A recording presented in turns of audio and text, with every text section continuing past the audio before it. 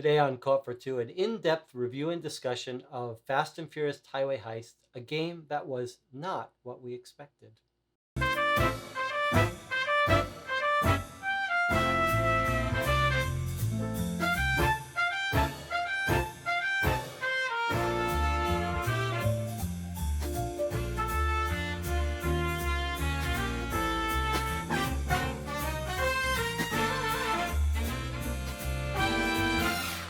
You are watching Caught for Two. I'm Jesse. I'm here with Greg. Thanks for having me on your channel.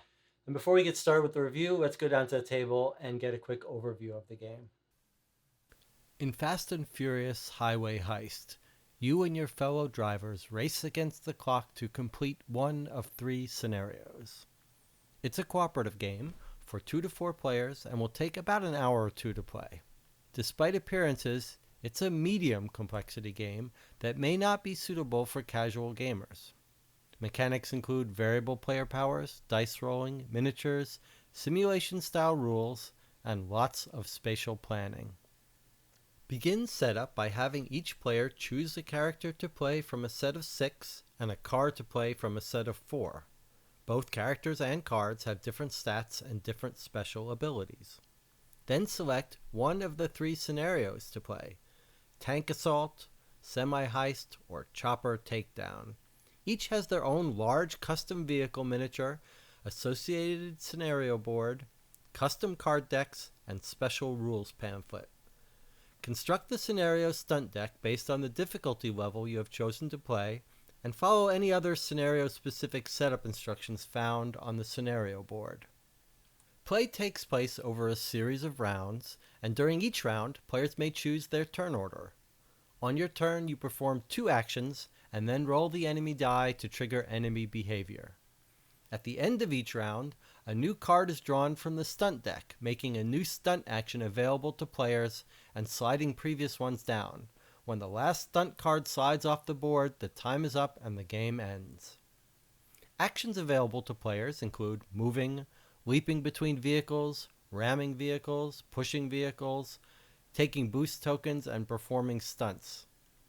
Some actions require succeeding at a dice roll skill check, which is dependent on your specific character and/or car statistics.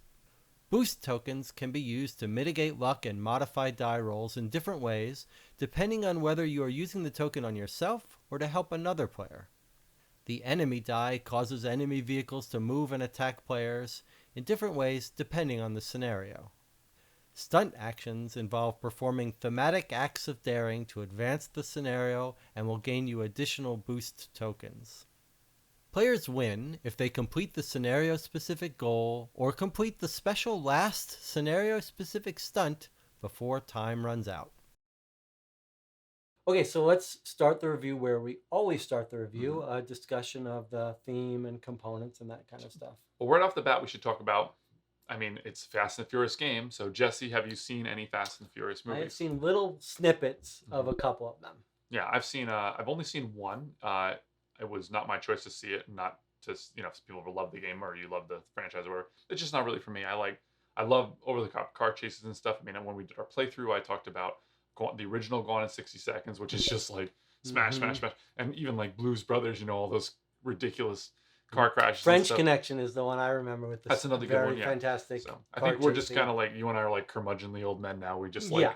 old-timey stuff. That's right. So, it's just not for me. And every movie is kind of like, it's the last villain's brother. It's now Dom's brother. It's the last villain's stepbrother. It's somebody else's. It's Dom himself. It's just like one after another. Whatever. It's just, but the theme itself, if you took Fast and the Furious out of it, right? And it was just a big over-the-top car chasey, which it is, of course, like franchise, or just a game just about a car chase, but it wasn't attached to the movie. Was that something that excites you? I don't think so. I don't think I care about cars and fast driving. Like, it doesn't do anything for me. So this theme had no real appeal. So when you watch, you watch Mad Max Fury Road or something, or you watch... I really don't care about when they're driving on the road. I have to admit. Well, nothing. Does nothing. For me, it's thrilling. Acceleration is thrilling, like driving around real fast. So, I don't know. I happen to like that. So we had to do our little divergent part about the movie. So taking that out, when you watch the rest of this discussion or whatever, you have to keep in mind that we don't know these characters and stuff like that. Right. But we do have this game.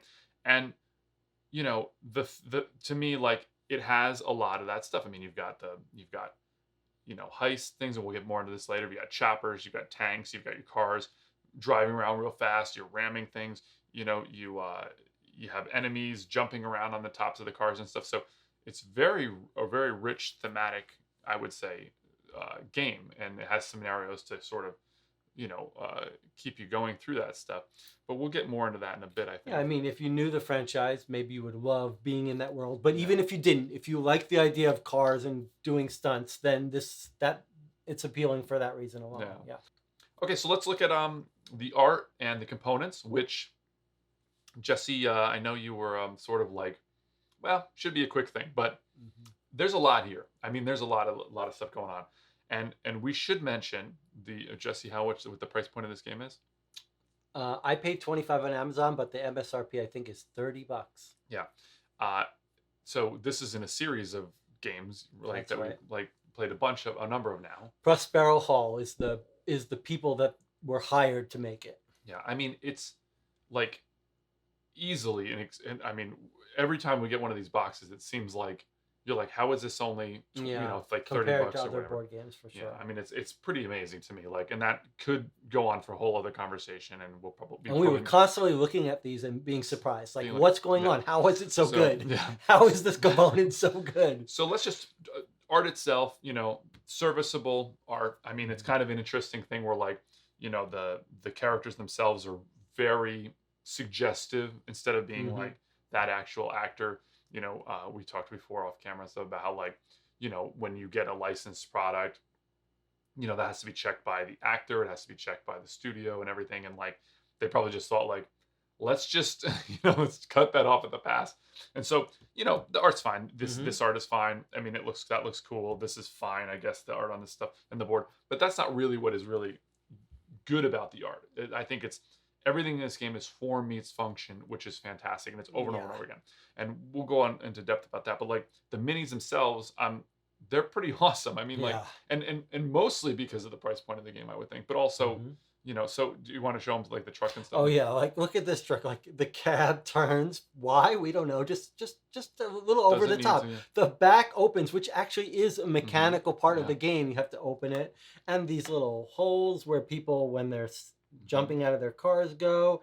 And the chopper you were pointing out Yeah. is like designed specifically so you can see exactly where it goes on the board, and so a car can be under it. I mean, it's like, Yeah. wow, they were really thinking ahead about this stuff. Yeah, there's no question where this chopper is, what space it's in, yet it's supported entirely, and the car can go underneath it, which is really, really cool. So being able to move that around and not having it impact the gameplay is incredible. Yeah. Each of these cars is their own little mold, which is not a big deal, but it's kind of cool that they went that extra step. And the fact that, like, when they wreck and you flip them over, they've got all, you know, you can see the underside of the cars. You know, there's all the pipes and whatever. I don't Mhm. know cars. You don't know cars Mhm, either. But mhm. the The car axle. the car pipes, It's the the axle. axle. Yeah, but you have all that stuff, the muffler. Yes, it's just kind of an extra nice little touch, I Mhm. think, for these.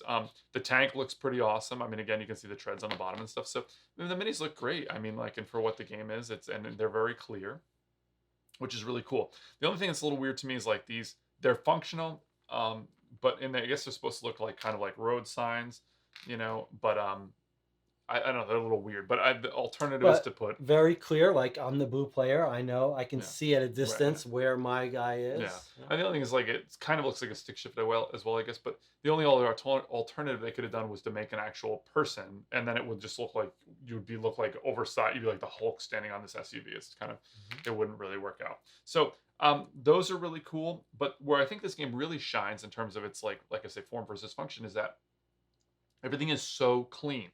So, you know, each of these, and we'll get into a little bit later about how you can interact, you know, intermix these cards and things. But, you know, if you put Dom in this car, you click them together, you know, you're the blue player, very clear. You put your piece here, and Jesse, you want to like comment about this inlays? Yeah, I mean, we were just saying, like, here's a $30 game that looks like a mass market throwaway that's got these beautifully cut inlays, and you get a game like Terraforming Mars, and it's got like it's none of this.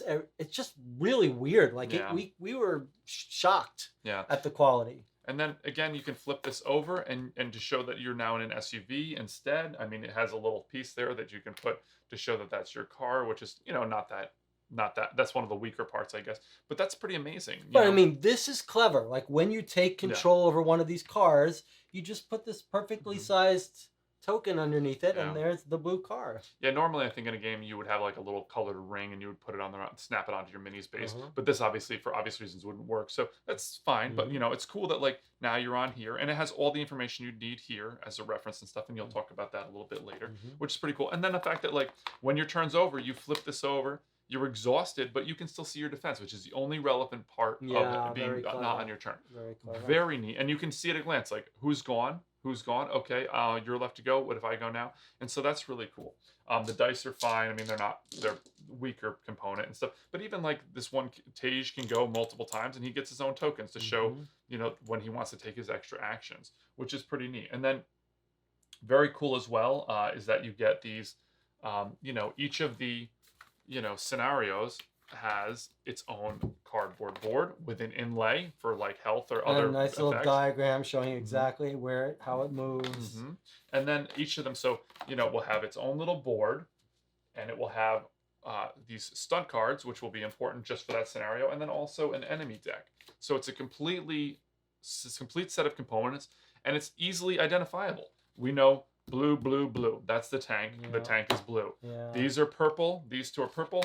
This is purple, and it gets the purple decks and stuff, which is great. And then each of those decks and things is like for that specific scenario. But one other thing that's very cool about these boards is the fact that you got the setup on the back, you set it up from the back, then you flip it over and you're ready to go, which is amazing. So, I mean, the components are like essentially like a 10 in this, like for a game of this. I mean, it's crazy. One thing I do want to point out that drove us a little nuts is everything in this game is so graphically designed so well. Yeah, something went wrong. To a T.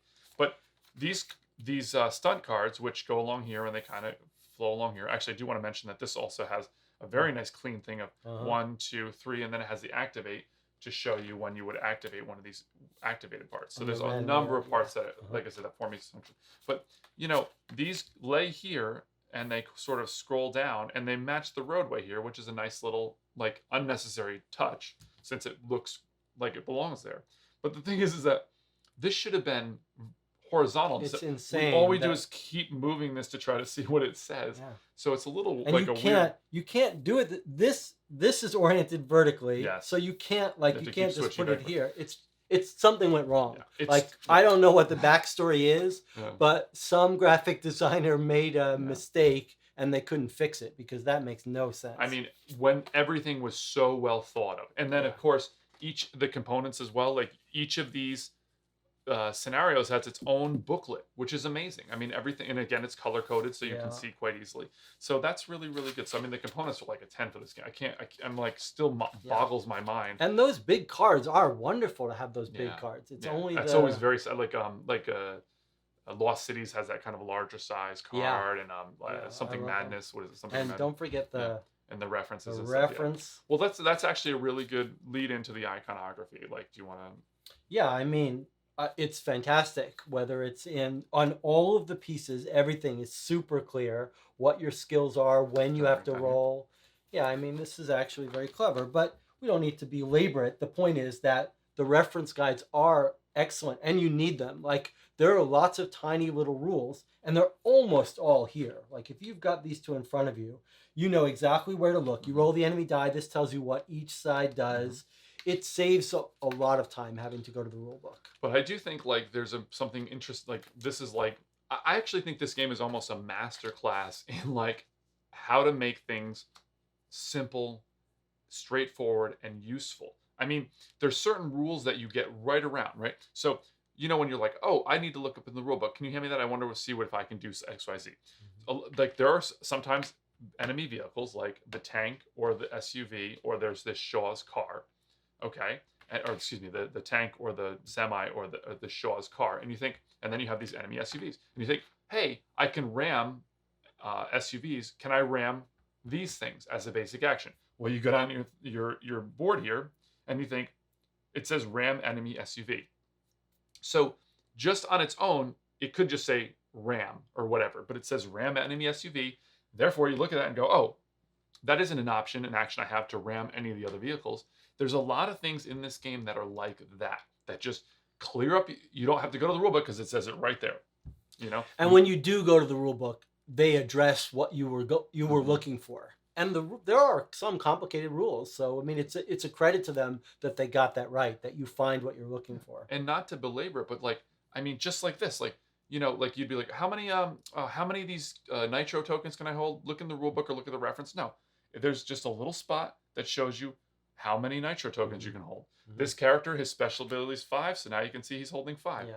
I mean, it's like such a clean way to do it, you know.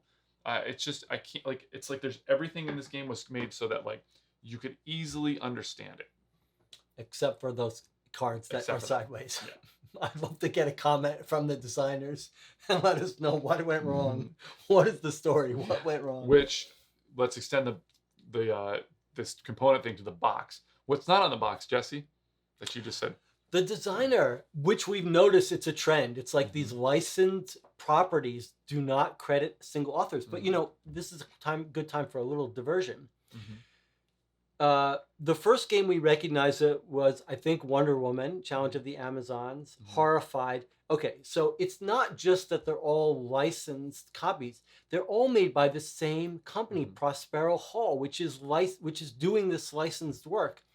And if you go look at Prospero Hall, they do list their in-house designers, marketers, graphic arts, and I think they're billing themselves as a sort of cooperative. So it may be a purposeful thing where they're like, this is a team project by this group. So I mean, it's kind of, I'm curious about this company now, Prospero Hall. So maybe their approach is, this is a team. Now, we didn't love them all, but we're curious about playing more games. Okay, but that's getting a little in the weeds there. But like, but I mean, it's interesting. I mean, that's like it's an interest. I mean, this whole segment, when we do these deep dive discussions, I mean, you know, that's what you're in for, right? Is us talking about all kinds of stuff like that. So I mean, but I guess like, you know, to me, like if I was designing a game, you know, I mean, you know, I used to listen to that Mythology podcast, and they have the whole thing about like, you know, if this piece can move on blue, this piece can move on brown, and this piece can move anywhere, and you got to remember that, right? But then, if you're playing a game and you say, well, this is a tank, this is a boat, and this is a helicopter, it makes things so much easier. We always talk about bandwidth in games, and like this game does a lot. I mean, even look at this: man vehicle player peg here while behind the wheel. Yeah, it's right there. Everything Put is it there. reminding That's where you put your little thing. Okay. And it is cool that like this is blue.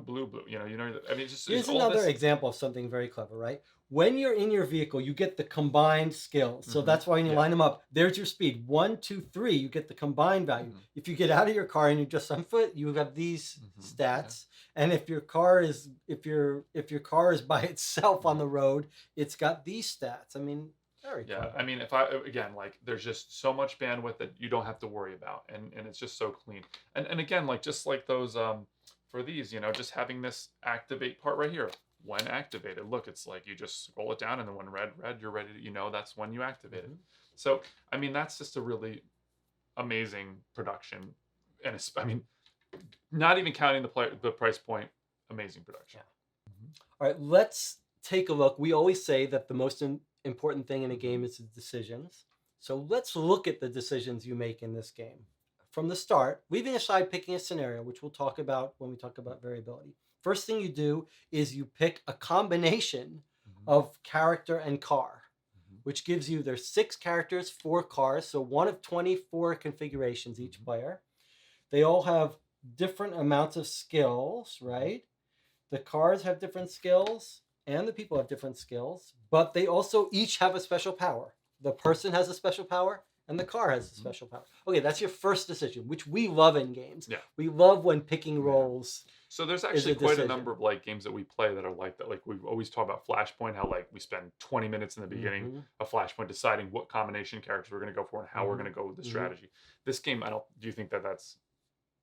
Well, you know, you're going to say it's not that important. They're not that different. I think for the most part that's true, but then we played a game where having like one combination of huge defense made all the difference. So like some of the cars and people are not that different. Yeah, well, why don't we say that? So when we played there's a scenario when you had this girl in your car and the chopper's like trying to find her and then shoot rockets at you.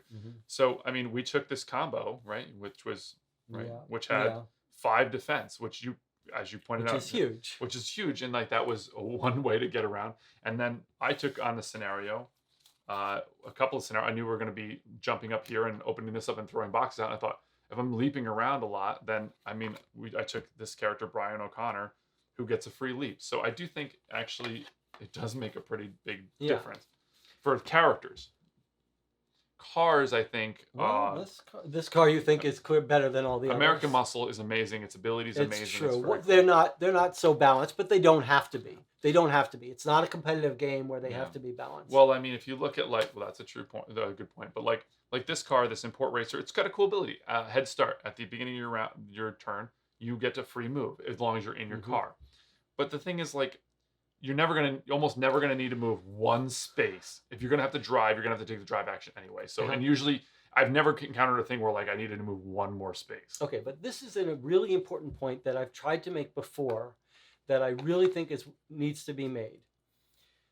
In a competitive game, having things that are weaker than others is a problem because one person gets the bad character. But in a co-op game, it's not just that it's okay, it's that you could view that as a different challenge. Like, let's try playing this with the people that we normally wouldn't take because we don't know how to play them well. I mean, it makes an interesting challenge. Like, what if you did take that car and you tried to say, how do I squeeze out some benefits? I think in general, taking a character that is subpar that plays differently absolutely does what you're describing. It allows you to have an extra, try a different strategy, an extra puzzle, and have it be harder. But this, I think, is not the case. Here, I think that like this power is completely irrelevant and doesn't matter. You might as well just say your car doesn't do anything. I don't know about I mean, this one here, this one that gets a free shake, I mean, maybe you might use that once a game. It's completely irrelevant. You're right. Some of these you would, because of the luck of what happens, you might never have any use. This car, but it's got different skills too. That's the only part is that you could combine them and make different skills. But this car here is it actually has an interesting choice. If you always get an extra success on your rolls when you're at 8 and 7 health, but if you dip below that, and so it creates an interesting situation. Like, do I take this hit? Do I spend a boost? Do I do something to avoid getting damaged because I want to keep those successes? Or when is it time to say, forget it? Which is cool, which is a neat choice, I guess. But most of them are just, I mean, this car is just, it has an interesting ability. It's powerful. I mean, it's just, to me, it's like. Okay, but let's not get too into the weeds of variability because we'll come back to that. We're just looking at the discussion, the decisions here. Okay, so you've got your picking your starting thing. Then the game proceeds in rounds.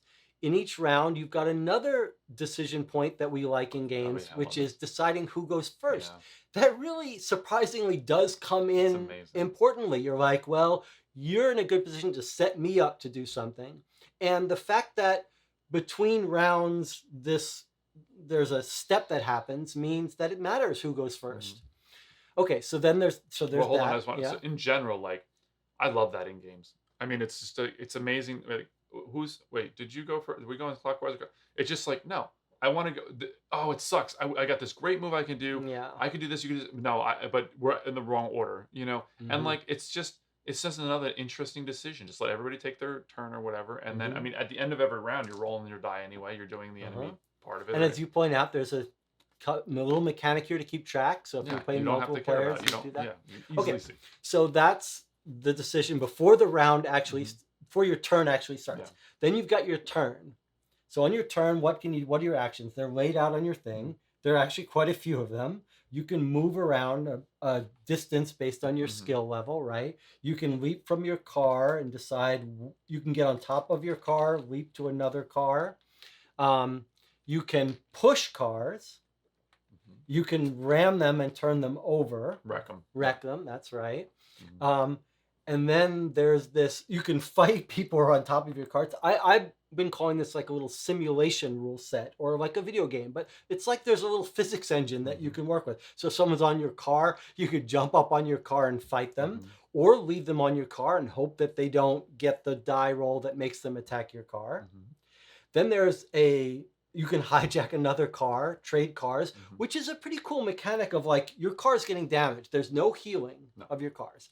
So at some point you're like, you've got this decision of like, is it time for me to jump and take over a new car? I mean, that's an interesting decision. And then the really interesting decision that we really struggled with are these boost tokens, Yeah. which help you mitigate the luck and get you better die rolls. And so, as your second action, you get two actions. As your second action, you can take one of these. You can't take it as your first action, it has to be your second action. And they are hard to come by. Yeah. And they're tempting. That decision of when to take one is important. Yeah. So essentially, like this boost thing is like it's really a cool. I love this design piece of it, which is something like if you ever played X-wing miniatures game, or you ever play like I think Manchester Madness has the same thing where it has this secondary item. So you have your pip, which is an automatic success. But if you have a lot of these, they're useless. But if you spend a boost, it turns all of them into successes. And X-wing has it for their focus, and then they do the same kind of thing like say Manchester Madness. But it's kind of neat where it's like this this is a secondary thing, and if you get one, well, is it worth spending my token for that one success? Could it change a bunch of them? And it makes the maths like very difficult to figure it out. does. And we're going to talk a little bit more about how we encounter that in some of our games. I love this sort of thing they stole from that Fantasy Flight design, because and arguably to me, like the biggest design decision in this game, like the biggest rule that impacts everything so much, is the fact that this is insanely useful, and it makes a huge deal that you cannot take it on your first action. You can only take it on your second action. And as such, your actions are really, you need both your, I mean, you always need your actions. Like it's hugely useful. So taking a moment to take one of these is huge. Now, here's the other part of that. These designers were so clever. The other part of that, in addition to getting these, is that you use them in two ways. Yeah. You use them on yourself to do exactly what you said. You turn all of these to successes. But you can also use them on someone else's turn, give that to them, and it doesn't have the same effect when you give it to the other. What does it do when you give it? It gives the other player two more dice to roll. And that, it really messes with, like, the probabilities are hard to work out in your head. Is it better to have 2 extra dice? And it matters, like, if they have a boost and they're rolling 2 extra dice, then they have a real good chance. But if they don't, like, is it better to save it for yourself? Yeah, it creates a whole like mix of like what successes. Like if you're thinking, well, I need 2 successes, I'm rolling 5 dice. I'm rolling 3 dice. I don't have a boost.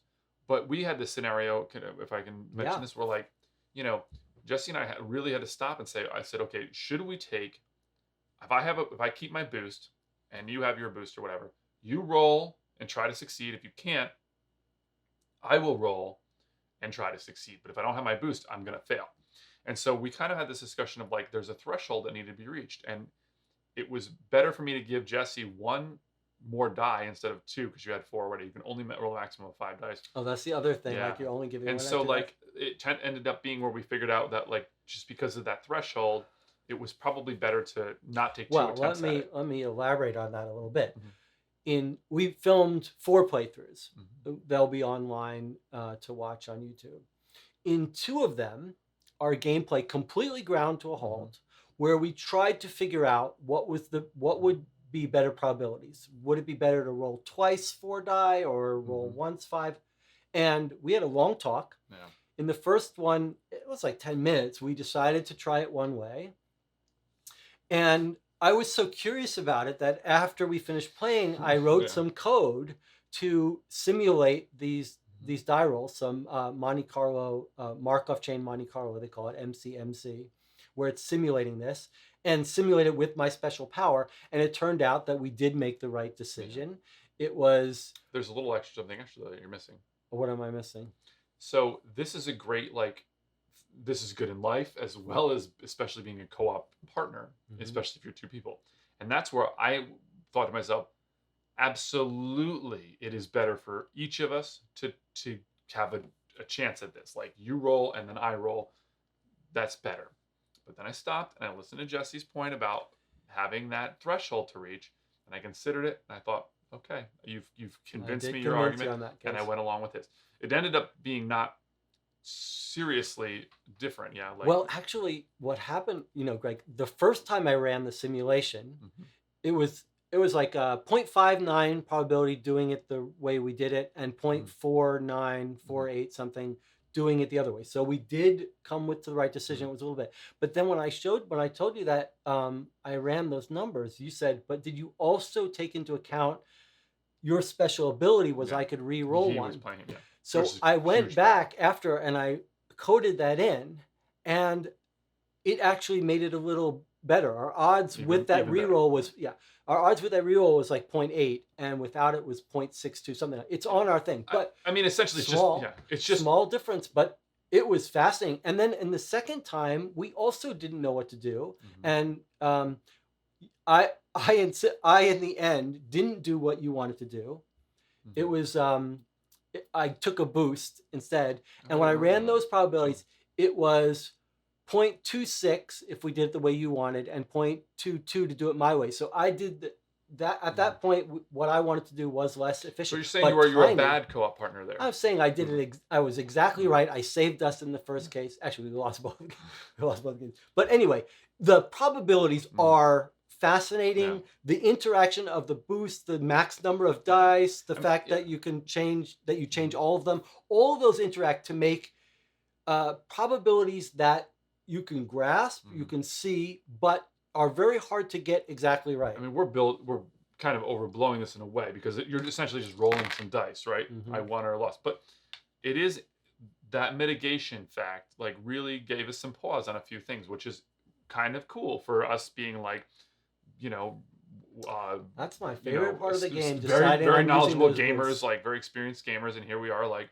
this is an interesting wrinkle. And the fact that those boosts are so hard to come by, they're so precious, actually makes it interesting when they come out on these stunt cards. And we're like, when we were playing, we were like, those stunt cards, all they give you, in addition to like 1 damage, they give you 1 boost or something. And we're like, they should be more rewards. But then you realize those boosts are so precious, and you're like, should I gather some more? So yeah, okay. Yeah. So I want to just mention, so I mean, you talked about like having a number of actions, which is cool. Like you have, and they're all like, they make sense. There's like, you're in your car, you're out of your car, whatever.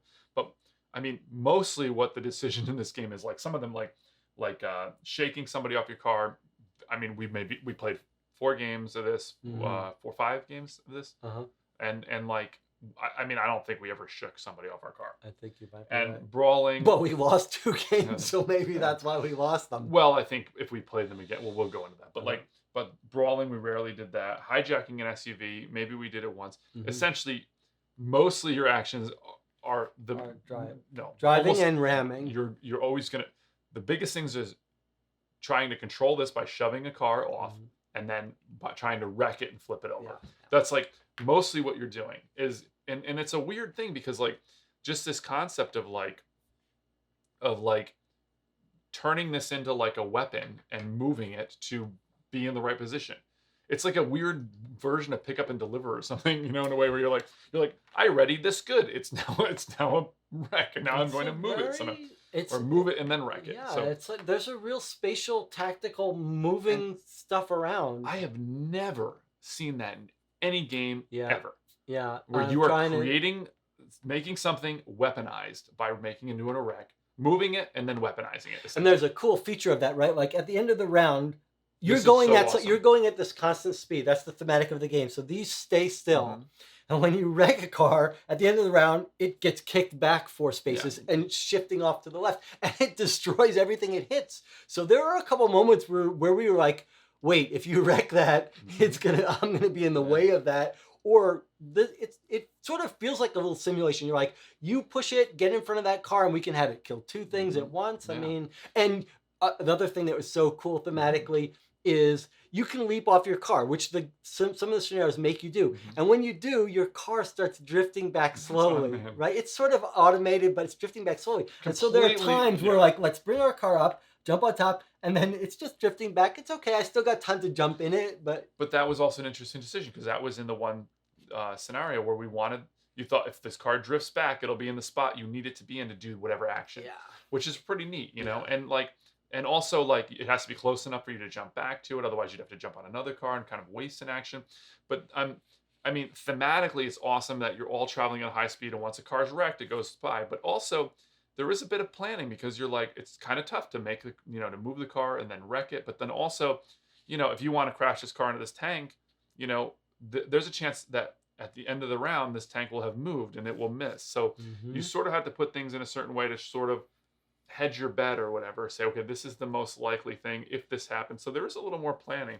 Yeah, there It's absolutely very is tricky. planning. There is planning, and because you're only getting these two actions, you have to work together. You're like, you knock that car, and I'll move something into it. So yeah, You're missing a pretty big, a pretty large action that you can do, which is these. well, it's down there. This Oh, is sorry. the Oh, the stunts. Yeah, this is first of all, before we do this, let's just say that each of the scenarios, or most of the scenarios, not the first one, have extra actions you can take that are scenario specific, like open this guy and throw, open the semi truck and throw things these off. boxes off that you're stealing. Right. So each of the two lighter scenarios have special actions, but then there's a special stunt deck for each scenario, which you will see all of. Well, No, you take a card out at the beginning for variability, but you get through this deck 1 to 3 cards. and there are special thematic storyline actions you can take that are very fun. Yeah, I mean, like, when we sat down to this game, this is sort of getting ahead of things a little bit, but I mean, like, it's kind of tied into these stunt things. When we sat down to play that, like, Jesse was like showing me, and I'm like, oh my god, I want to play this. I cannot wait. Yeah, you were getting excited. I was getting really excited. I'm like, yeah, let's do it. I can't wait, because I was thinking, like, I want to zoom around in this car and smash into people and stuff. It sounded fun. But then when we turned the first card we turned over, I remember what it was. It was this card, Clothesline, which I'll put here, and it shows you very clearly on the map. Yeah. You need 2 cars on either side of a SUV, and you essentially, like, shoot a cable out or whatever, and you clothesline it, and it flips up in the air and smashes down onto this tank that you're fighting. And it's exciting. I read that and I was like, that looks amazing. I want to do that. It's exciting. It's fun. It's also so clever that the extra action is here on this nice big giant card. There's never more than 3, so it's not overwhelming. You're still doing exactly the same stuff. You're doing a skill check. It shows you the symbol. You know exactly what it is. It tells you the condition, the skill check, and then the reward. And oftentimes it isn't really that much better to, like in, for instance, like if you make a wreck to smash into this tank so that you can reduce its health, right? Like in this one, you're getting the same thing. It's just moving the wreck and you're smashing it. So you're getting the same amount of damage. So why do it? But you get this bonus of having this boost, which is very useful. So it sort of is a clever game design to kind of say, well, they kind of push you into doing what they essentially want you to do, which is to do these ridiculous stunts. I mean, that's the game is like about. Yeah, they don't like win you the game. They just get you, except for the last one, but they get you a little bit. They get you the boost, which is quite significant, but they're also psychologically fun and rewarding. Like, let's do this cool thing. And the fact that they all have these different sort of spatial configurations, it makes you feel like you're doing something different. Yeah. It makes you feel like you're in this movie doing this weird, crazy thing, when really mostly what you're doing is just rolling your dice and seeing if you succeed. But the fact that you have to get yourself into the spatial configuration and you've got this storyline makes you feel like you're doing something special. Yeah, I mean, like there's like this anchors away. You create this other wreck, and like it's like you're dragging it into this tank, like you're creating a weight for it. You know, like I mean, they're all like, you know, human catapult. You like knock somebody and they fly off and hit somebody else off of another car. Like sacrifice fly. Like you have to like, you know, you send your own car into the tank, like sacrifice. It's like we didn't get that one actually. So and then there's like leapfrog where you hit your brakes and the SUV behind you hits you and goes flying up through the air. And I mean it's absurd. Yeah. But it's like so and not the mechanical change is almost nothing, but the feel, you feel like there's a whole, you've got this whole new action. Now, while we're talking about the interesting decisions, I think it pays to talk about another element where they've been very clever, right? These come out and most of them you can only do once, but you've only got 3 rounds to do it, then it disappears off the board. And that mechanic of being like, which goals can we achieve? We head towards them. Some of them require some multi-turn planning. And, you know, you've only got a certain amount of time deciding how you're going to get your points, how you're going to cause your damage. Like, should we go for this? Is it worth it? What's the likelihood it's going to succeed? Those are interesting decisions. Yeah. I mean, there's these cool ones. Like there's this, there's one where you like, when you're doing the robbery from the semi, there's one, blow the door open. Like you can blow up this door and like it can't ever be shut because you just blew it off, which is thematically cool. And then there's side splitter. You blast a hole in the side of the semi, which is awesome because you don't have to be at the back anymore. You just come around the side and you blast this hole and then you grab something out, and it's a one-time thing. And it's cool because like some of them you can do multiple times, and that's marked by 2 boosts, which is another like very clever little way to show that you can do that multiple times. Now, we said that for the most part, the stunts just give you one little extra damage towards your goal. But then there's a little twist, which is the last stunt of all of these decks is a game-winning stunt. It's an alternative way to win the game. And it's harder. And that for one of our games, we were like, stop the record. We're going to shift from what we were trying to do, steal all the stuff, to now we're going to hijack the semi. So we should say like that's a spoiler. Like there's So I just want to talk about the psychology of that for a second. So when you play it the first time, you're trying to win the scenario like you would.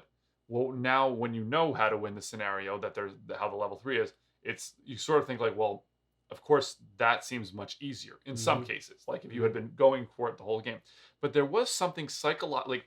There's a lot of joyful moments, and you talk a lot about creating memories for games and stuff.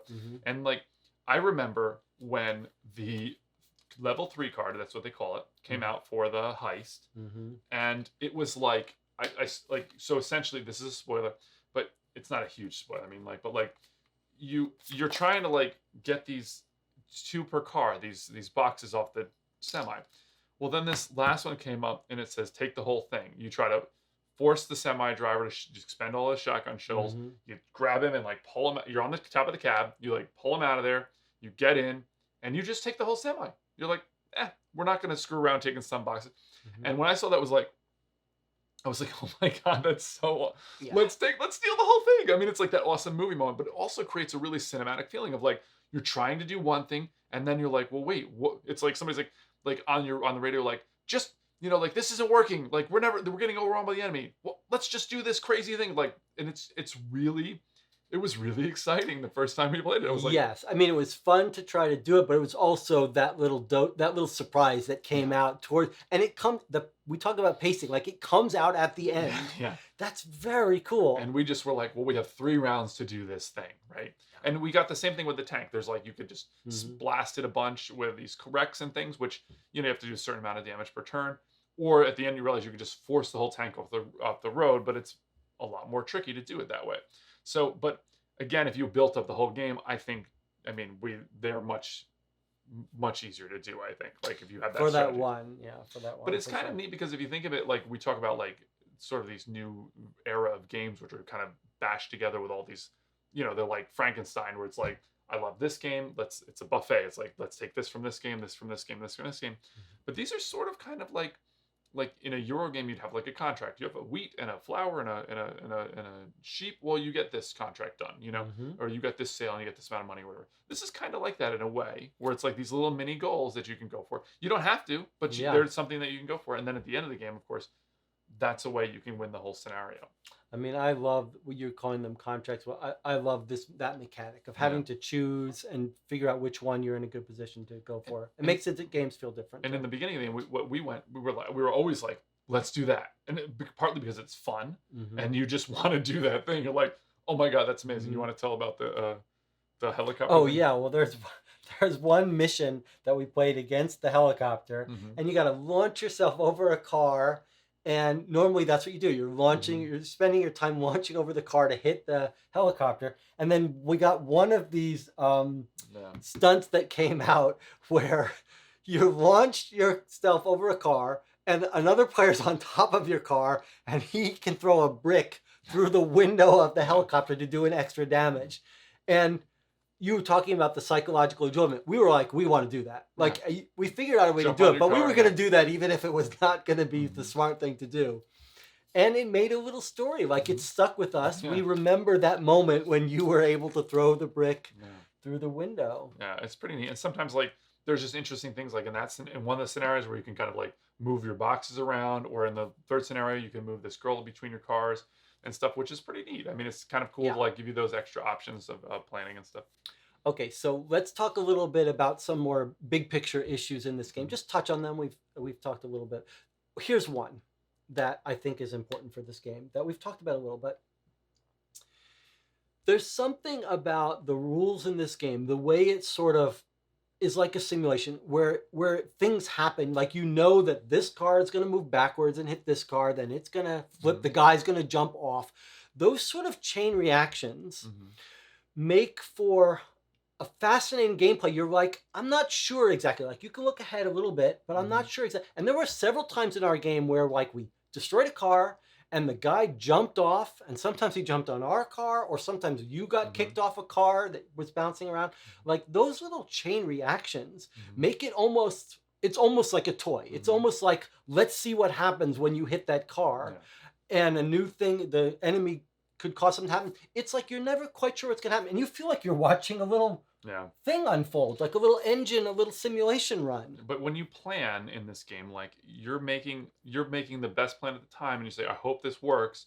But then this die will come up, and it might bring people out, which will screw you up. This is the worst one, when you roll the cars and you've just maneuvered everybody in a certain way, and now the cars all move, and you're like, well, I guess I forced that car for no reason. But then the enemy die, will move the semi, or move the and like you had arranged it for your for your teammate to do something, positioning wise. But that really, to me, just feels like, it would just be completely deterministic. I mean, to me, like, because of so over the top and so kind of fun and frankly pretty quick, that like this doesn't bother me. And I know we talk about the luck and things like, I'm getting into that. Well, part of it, but it's okay. We can talk about luck. I mean, I think you're right. The fact that you can see there's only 1 out of 6 or 2 out of 6 that the enemies are going to move. Like it's all very manageable, and the turns are small. Just a little bit happens on each turn, so you know exactly that you're putting yourself in the middle of 4 cars. There's a reasonable chance that you're going to get attacked by all cars, but you can work with that in your plan. You're like, okay, it's probably not going to happen. There was a time when you were like, what if this guy moves twice north? And we were like, well, the odds of that happening are so low. Like, it's you can reason about those probabilities. So so we're talking about luck now. I always talk about points of luck. I'm like, here. So you have the luck of like which cards you get in the scenario, because you're removing some.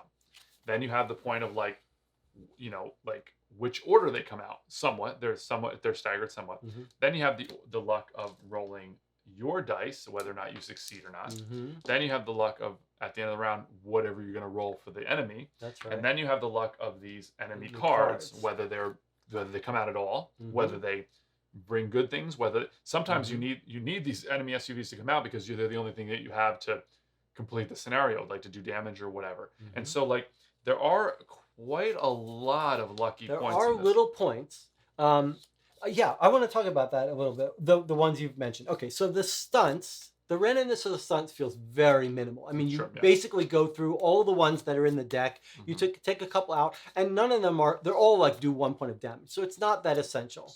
This is completely manageable. You know exactly what your options are, what can happen. The rolling of the dice, it's nice that not every action requires the rolling of the dice, right? The most common ones you do doesn't, right? You move around, you drive wherever, you know exactly how far. When you ram a car, and most of the things that you're doing, you've got enough control over that you can pretty much guarantee you're going to do a success.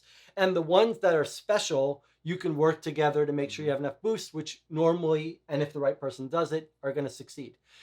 The one that's so interesting to me are those enemy cards, because it's a really interesting, unusual thing. The enemy cards only come out when the die says they come out. And we played some games where we saw like 3 cards from that entire deck. And they have different flavors on them. Different things happen. And so you would have a very different game if this die kept telling you to bring those cards out versus they don't. And like, I feel like there were a couple of these scenarios where we have no idea what this deck looks like and what kind of interesting things could happen. And that's exciting. It is kind of neat though, because like these crazy stunts come out that you're doing, but then these enemy cards, they're much worse. Yeah. Because they usually do some bad effect, bring some enemy out, and then move somebody or do something. They usually have like 2 or 3 things, and then if they activate, they're even worse. Which is kind of cool that you can see the activated thing. Oh, that's the other thing. Right. You didn't. So yeah, say how that works. There's an action that happens when you draw the card, and then there's an action that triggers 2 turns later. That is wonderful. So it's usually pretty bad, but because you have that knowledge time that to it's plan. coming down, then you have the time And to plan. that is just one other long-term planning thing that makes, I mean, that matters a lot to me. The fact that you've got Yeah. these things that you're like, all right, let's keep in the back of our head. But you know what else is interesting about that? I said they happen 3 turns later, but that's not right. Because I could roll and then you They could. happen 3 card movements later, but the card movements only come when you hit this thing. So you get this card that comes out that says, if it gets here, this, and there's someone on this tank, you're going to basically lose the game, right? And you're like, well, should we go through all the Yeah. trouble to prevent that when we may never even have that card shift Yeah. over? Only if this thing, and you could get 2 of these in one round. So Yeah. like that can very quickly go from not a risk at all. Yeah. And that push your luck element there and long-term planning, really, it's a very tense, fun thing to be like, should we take care of this worst case scenario that's probably not going to Well, happen? you're assessing risks all the time. You're kind of like, well, that's low level. My car's beat up. That's fine. That's a sacrifice. If I need to, I'll jump in on top of another car or whatever. So you're constantly thinking like, and it's very thematic. I mean, you're like racing down the road, smashing into things. You're like, well, that car could hit me, but maybe not. I got to go for this risk. You know, it's just like, I mean, obviously, like these are ludicrous scenarios that you find yourself in, but I mean, it really does fit the theme that you're like, there's a whole lot of risks that and problems, and you're just saying, you're like lightning, like let me find the path of least resistance, or what's the best way to win at this. Yeah. And so you're taking those risks all game and just deciding what you're willing to to gamble But with. I guess the only part I want to emphasize is what's most satisfying to me is that there's some push your luck taking risk on a turn by turn basis. Like I'm going to roll these dice. I know that I've got a 50% chance, but there's also that push your luck that happens on a much longer time scale. Like, let's leave that guy on top of here, and he probably is not going to hurt us for 3 rounds. I mean, and that rising tension. We should say though that like if you hate dice rolling in games, I mean, it is a feel bad when you're like you plan some action, you roll, and it's all blanks, and you're like, how is that even possible? You say that, but I do hate dice rolling in games. I do, but not in this game. Yeah, you definitely were. I remember rolling. You rolled like 3 or 4 times that were like terrible and failures, and you were like you were very exacerbated. I was, but you know what? It's not like there are games like we play Arkham, whatever. Like you have the bed roll, you're like, I just spent 5 turns setting that up.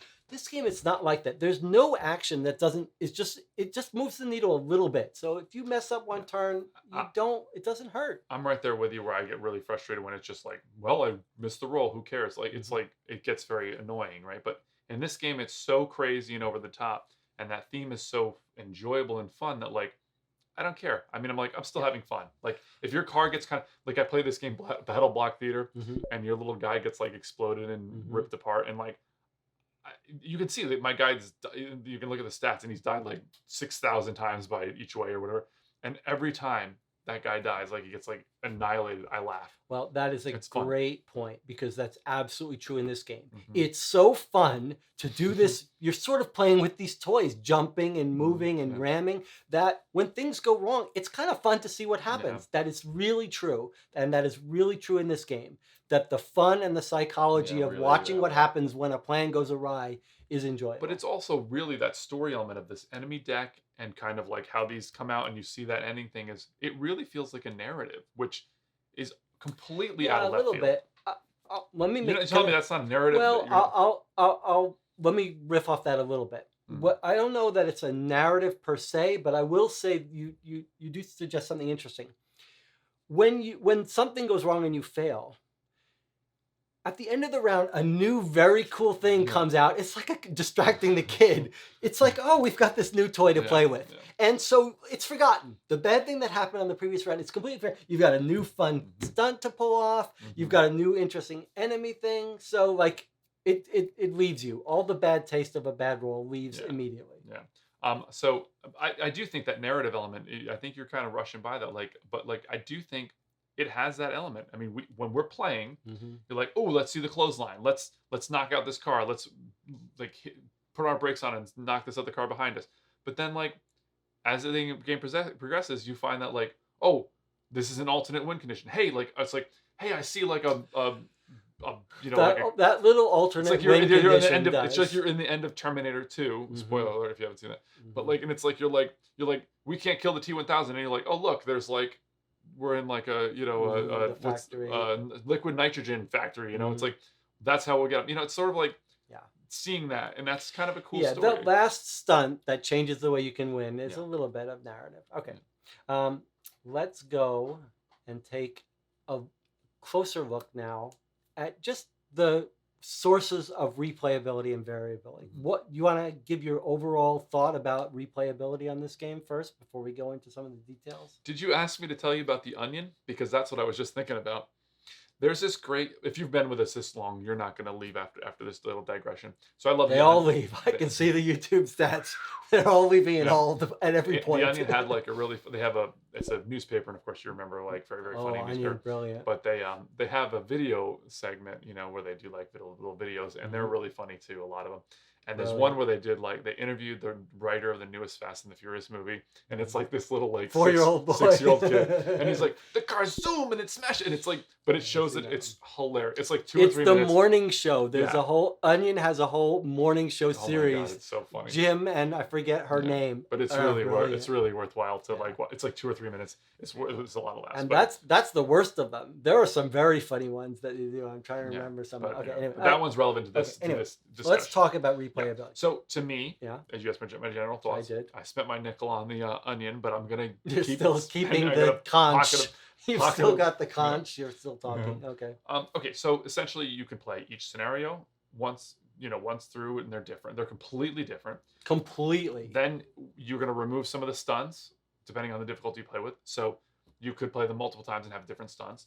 The enemy deck is going to be, depending on what you roll and stuff, that's going to be different. You will not go through that entire enemy deck. No, a small portion of it. So that will feel different. On a larger player count, you may, I guess. And then you've got all your player powers and combinations. So you could really play quite a lot of different variety for this game. So three completely different scenarios, completely different. And then each of those in themselves can happen in a multitude of ways, and then you can approach it in different ways, although slightly different, I would say. And but the first time you play it is the most exciting, but then the second time you play it, you're going to have to decide like, okay, are we going to go at that particular way to win, right? Yeah, once you know what that third stunt is, and there's only one third stunt for each. That's something I really wish they had done. Like I would have loved to see a couple options for that third stunt for each scenario, because just changing that one card would change the game. Yeah, but I mean, if you wanted to try to hedge towards winning that particular using that strategy, you wouldn't be able to do so. Maybe that's a good thing, because that completely changes the game. If you knew that was a goal at the end of the game, that would change kind of how you approach it. So now you see that it would having an alternate third. In general, like playing each scenario, like I mean, we played, like I said, like probably 5 games or something. But I don't think it's not such a deep game. Like you're essentially most of the game you're moving a car and creating a wreck. That's most of the game, I would say. So to me, like that would get kind of old. But to me, like in general, just I'll play a scenario a few times, but it does feel somewhat consumable. I would in general agree with that. There's one little there is an interesting element of this game though.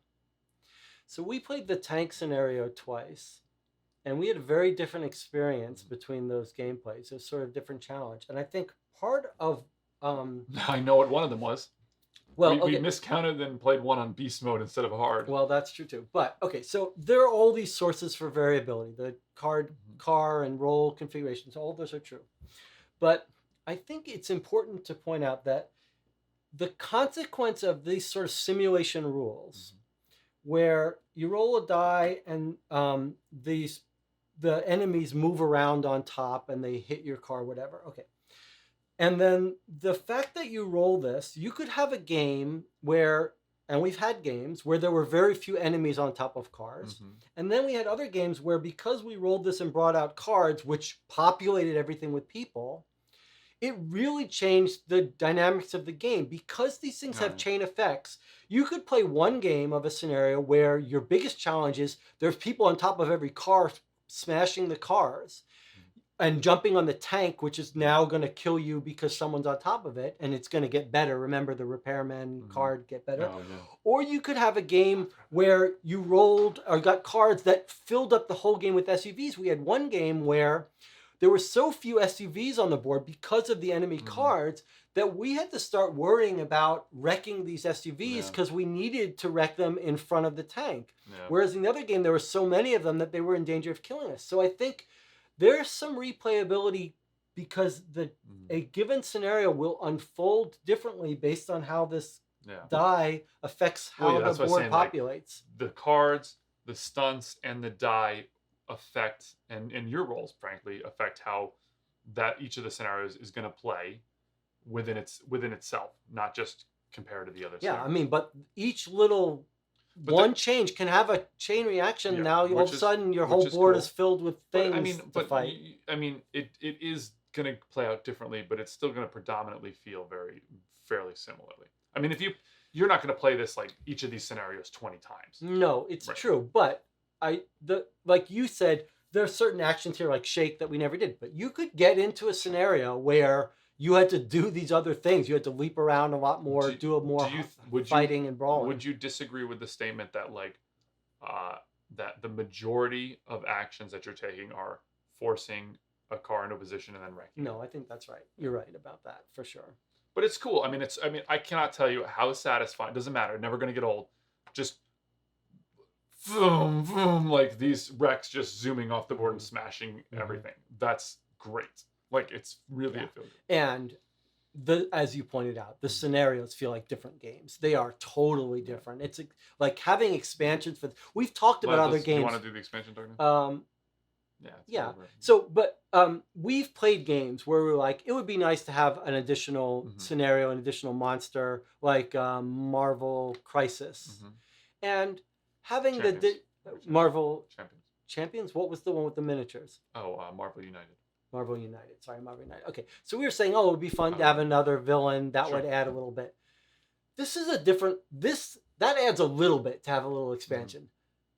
A scenario for this game is like playing a different game. It's got different custom actions, different. Everything feels different. Like, I would be excited to play a new scenario of this with a new object. I would totally agree. Like, if they came out in the box with a whole new thing, but that's going to be kind of part of our. Well, I mean, like that's a whole other discussion also. But I will say, I mean, the failings of things that I would like to see in any kind of expansion. Which, I mean, do you really think they're going to make an expansion for this game? I don't think they are. Yeah. We'll talk about that way. Yeah. So. I hope we're wrong about that. The cars, I would love to see more interesting cars because this one is very interesting, as I said, because you can kind of move things around. It kind of allows you to do some interesting, more decisions, right? And that's really what it comes down to is that, sure, it might be way better than the other cars, like 10 times better than the other cars, but the other cars just aren't that interesting. Like, that's the biggest problem to me. And honestly, like, they don't make me play any differently. The characters, I think there was a pretty good mix, even though some of them are frankly quite bad. I mean, but like, this guy Han Solo is really cool, where you like can switch with another car when you stop. That's placement moving around, which is kind of cool. I mean, this Paige Parker is kind of cool. That like, it's like, well, when will I spend those extra action tokens? You only have a few, so that's kind of neat. They create some interesting decision points. So the drivers, I could see more, and you probably would if you saw one, but that's not the big deal. But to me, the cars is the biggest thing. And obviously, having a new scenario would be great, although, I mean, that would be a new deck of cards, a new cardboard, enemy board, a new stunt deck, and a new set of miniatures, right? Yes. Although you could see homebrew scenarios that use different I mean, you could see somebody taking each of the movies and saying, okay, well, here's a scenario for that movie. Or and maybe just a different third round stunt. You just, you could imagine downloading a new third round stunt for each thing. The thing that I get interested about customized is like, I was thinking like if you reskin this or you made like kind of an elaborate board, you could easily see like turning this board, getting it bigger and using like, matchboxes or Hot Wheels or whatever. And then I was also thinking about like how cool this would be if it was like I love Mad Max, Fury Road. I love, obviously the older movies are fantastic as well. That's more our speed, but Fury Road really is one of my favorite movies. We saw it like 5 times in that theater. And I'm like, that could be, you could put little matchboxes, but then I've seen lately, which is really cool, Etsy has there's a game called Gaslands or something like that. And like Etsy sells like these little packs where you can just take a matchbox car and like put these like spikes coming out of the wheels and stuff on top. Or that there's a video game Borderlands, you can kind of make that, so it'd be really cool to like sort of reskin this as like there that are sort lots of thing. Of things you could do. You could imagine like little pickups that zoom through the thing that if you collected, you could Or you get could some get things. if you did this, you could get like paint one of these pink, blue, and yellow just to keep it as your car. So you would trade this out with now your player piece or Okay. whatever. This whole game, right? Like it's completely a game more of a gamer's game. It's nowhere near a gateway game. And this is sort of the problem with like judging a book by its cover. In a way, you think like, oh, it's judging a book by its cover. It's assuming, but no. I mean, them picking this franchise.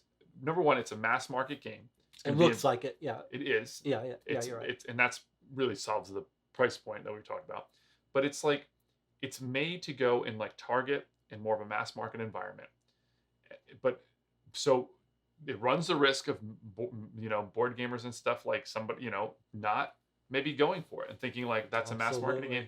I'm not going to go for it. But in fact, it really like this is to me like it's not a gateway game. You're not getting grandma to play this. There are going to be families all over this country who bought this game, and the kids are like, "Yeah, let's play driving," and they're like, they start with the rules, and they're like, "Nope, this is sitting unplayed." As simple and streamlined as the game is, it's still too much for there's a lot. If you look at those rules, but there is a lot going on. But for a gamer, there are so many things happening in this game I have never seen in a game before. Yeah.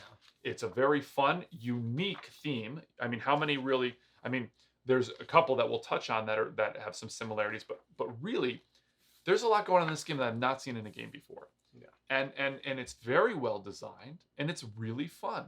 I mean, and I think that most serious board gamers are going to pass by this. And the intended audience that wants to play, that will play this game, is not going to enjoy it. Yep. So it's such a huge miss. And that's part of why I think we're not going to see an expansion for this. Yep. Because mass market gamers don't understand the concept of, oh, I want to play that, I'll buy it. No. And on the bottom of the box it says requires the other, the base game to play.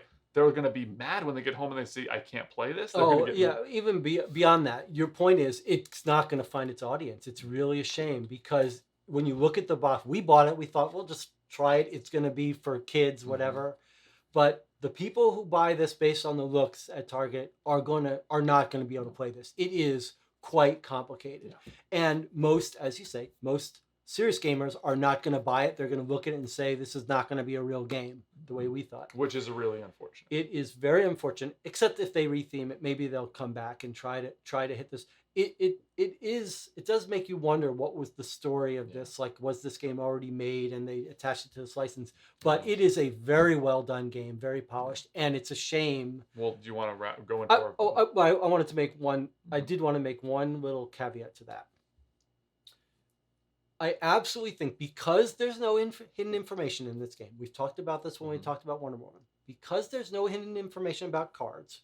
If you were a real gamer and you had young kids, you absolutely could play this with them and walk them through and be like, you can drive and let them do the fun stuff and you do the complicated stuff of doing the end of round road management and jumping and stuff. But the decisions you need to make are not going to be... Well, but they could still have a ton of fun. And you could have a ton of fun playing with them. It's still fun to make everything work and watch how things unfold. So if you're a real gamer, you disagree with that? I just think like they might think it's fun to drive around and stuff, but like I think they're going to find it hard to actually get what's good in this game out of it. I don't know. I think they would enjoy doing the stunts. So, you wouldn't win if you let the kids do what they want to do. Well, I think like if you're going to do something like that, I think it's like there are other racing games and stuff that I think might...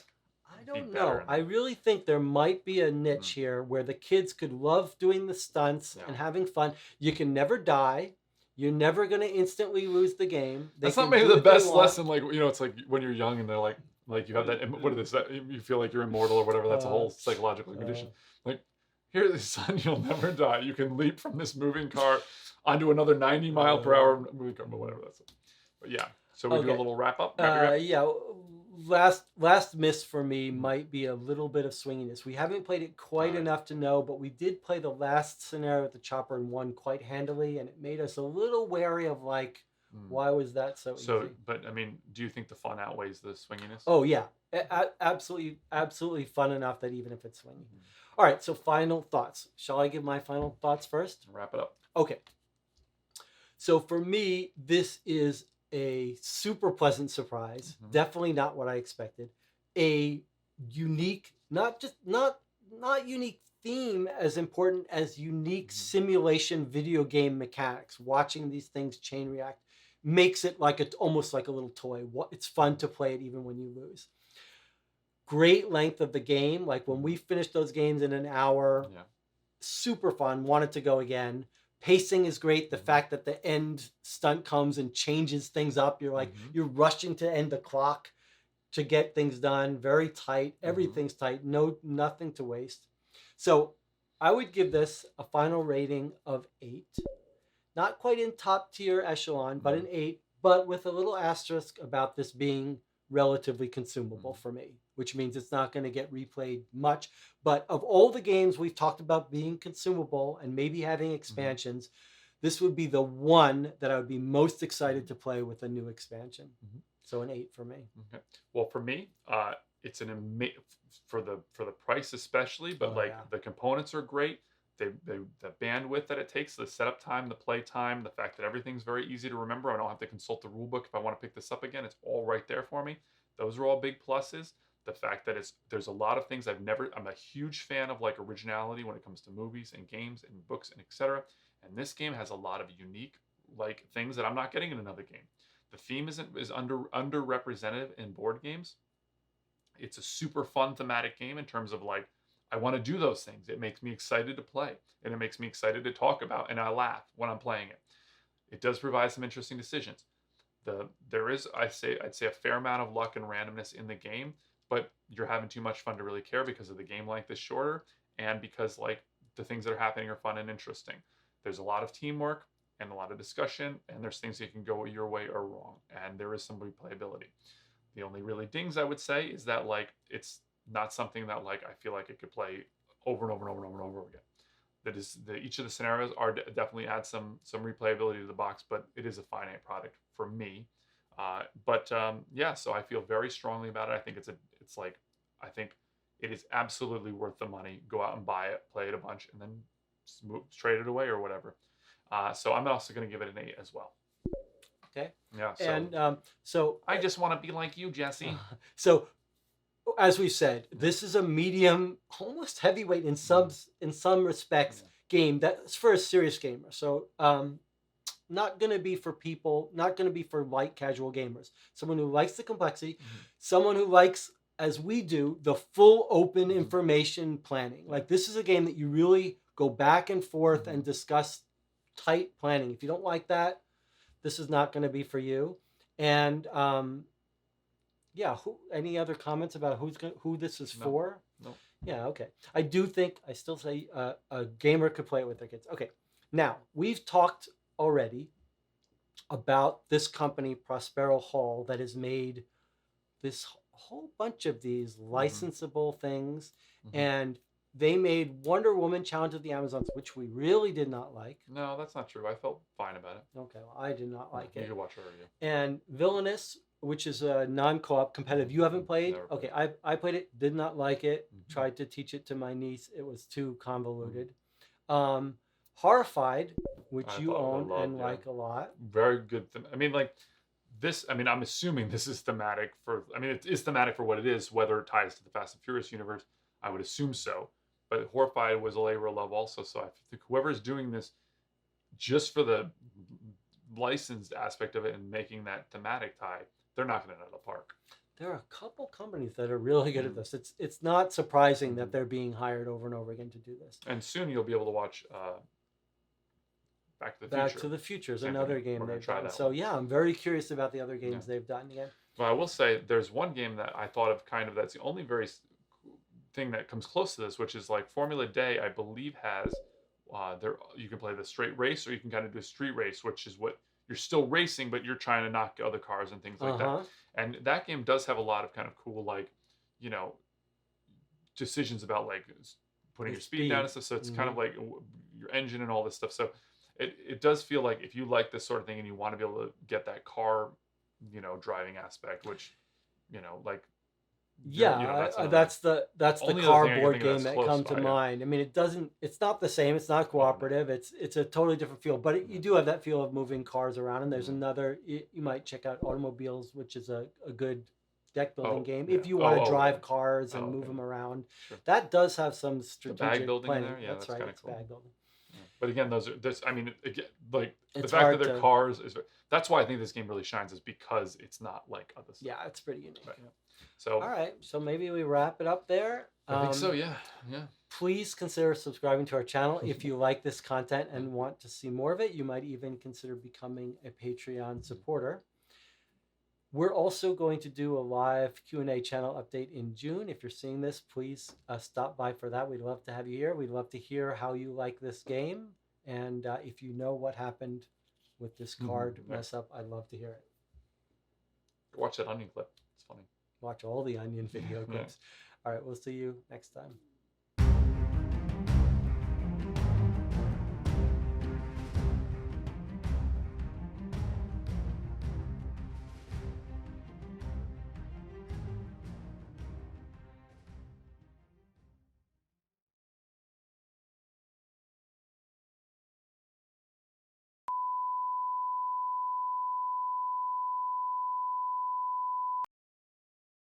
I'm telling you, you absolutely took that away from me one time. Nope.